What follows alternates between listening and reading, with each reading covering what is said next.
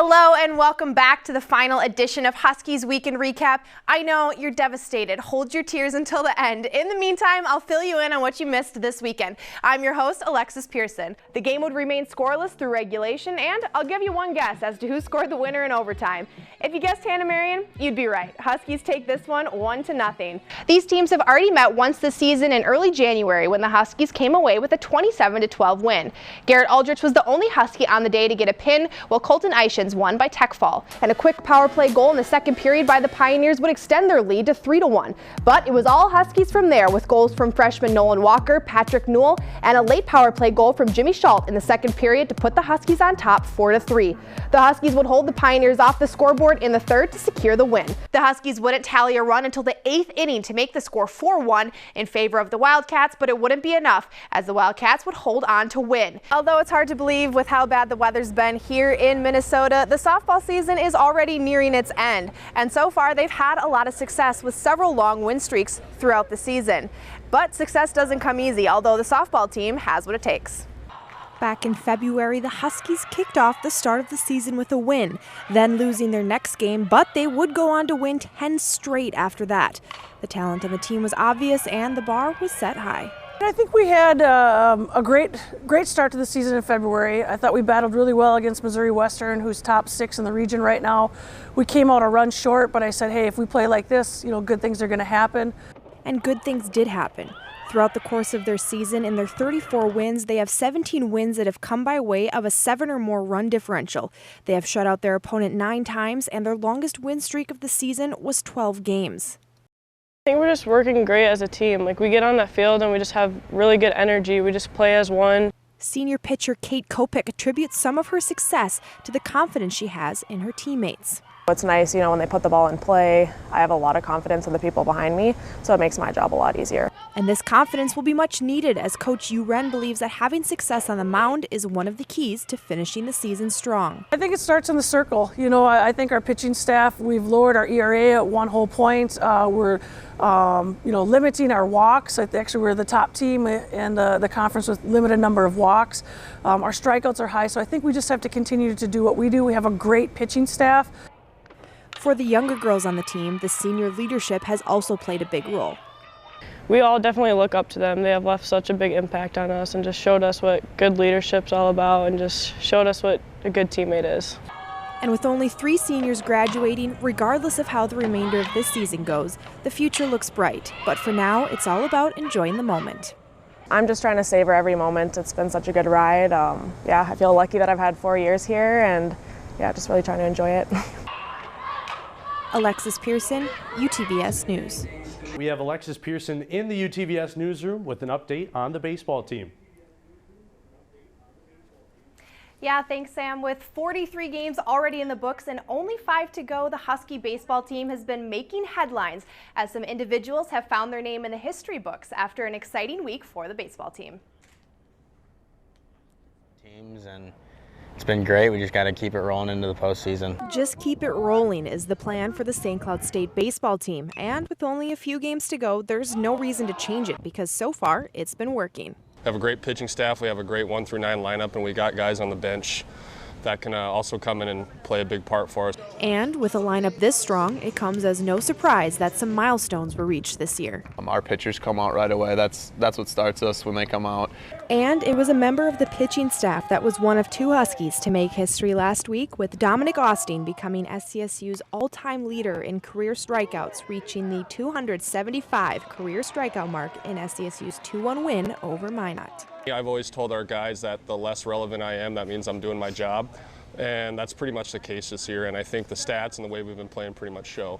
And the stats have shown it. It would be this same series that would see another milestone reached, this time on the offensive side of the game with this hit right here, as Mitch Malik would make history by becoming the 11th Husky all-time to join the 200 hit club. We have to continue to prove it. That's kind of our senior motto. After an exciting week, the Huskies will now get ready to finish the season strong this week before heading into the postseason. Alexis Pearson, UTVS News. The team has a doubleheader tomorrow and a 3-game series this weekend to close out the regular season. Well, Alexis, the team is ranked 4th in the country, but how are they doing in the NSIC standings? Well, 4th is pretty good, but in the NSIC standings, they are chasing a couple teams as well. Augustana is currently sitting in 1st. Mankato also up there sitting in 2nd. The Huskies right behind them there in 3rd place, though. And with the NSIC tournament coming up soon in St. Cloud, is there any way they can finish on top of the NSIC standings? Well, don't panic, Husky fans. It's possible, but it definitely won't be easy. A couple things have to happen in order for the Huskies to get there. Augustana has to lose 2 games, and Mankato has to lose 1. Also, the Huskies would have to win out. Additionally, Augustana will be playing the Upper Iowa Peacocks to close out the regular season, and the Peacocks are 2nd to last in the NSIC standings. So, long story short, the Huskies do not control their own destiny, but they can do themselves some favors by winning out here. And so how does this season compare? Really well season. How does it compare to last season? Yeah, well, last season they finished their regular season with an overall record of 30-17. Currently, right now, they have a record of 34-9. So regardless of how the rest of the regular season goes here, they did see an improvement in their overall record, which is obviously good, but obviously it's postseason success that really matters. Last year, their season ended in the Central Regional Tournament after losing to University of Central Missouri and Southern Arkansas University. So right now, their first task is just to finish the regular season strong. Well, thank you so much, Alexis, joining us in the UTVS newsroom. Yeah, thank you, Sam. It wasn't too long ago that we were in this very wrestling room looking ahead to the national championships as the Husky wrestling team was hoping to bring home their 4th national title in team history. Now, here we are 2 weeks later, and the Husky wrestling team are champions once again.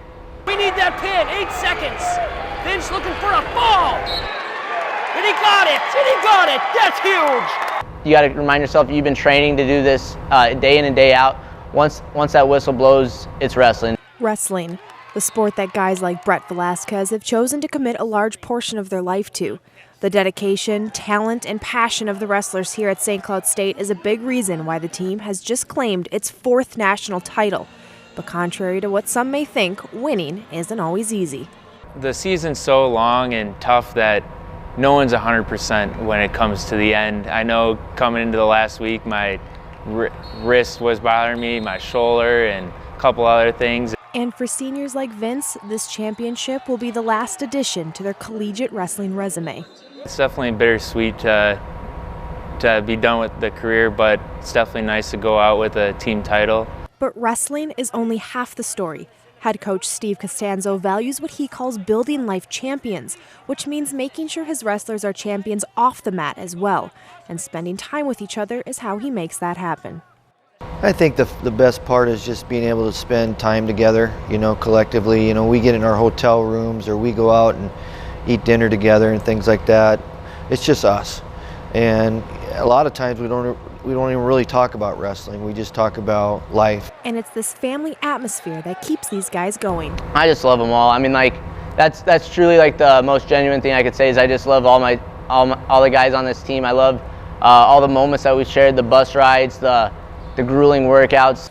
And with another season in the books, the Husky wrestling team was welcomed home by a crowd more than ready to celebrate their most recent accomplishment. We finished strong as a team, and by the time the finals were wrapped up, St. Cloud State had it wrapped up with a 16-point lead. And as for goodbyes? It's been fun. It's been a blessing. Well, those are never easy. I mean, I love this team. I'm gonna miss it. Alexis Pearson, UTVS News. Now we'll move on to some of my favorite stuff, the hockey stuff. So how good are the Sabres actually? They've won 10 straight. They're playing tonight against the Tampa Bay Lightning. I don't know if a lot of people expected them to play this well. They've got a lot of young guys. People kind of saw them rebuilding for a long time, but all of a sudden they're one of the best teams in the NHL. And now, like we said, you guys have played together for a while. A lot of the ladies on this team. It's just your first season in the NWHL.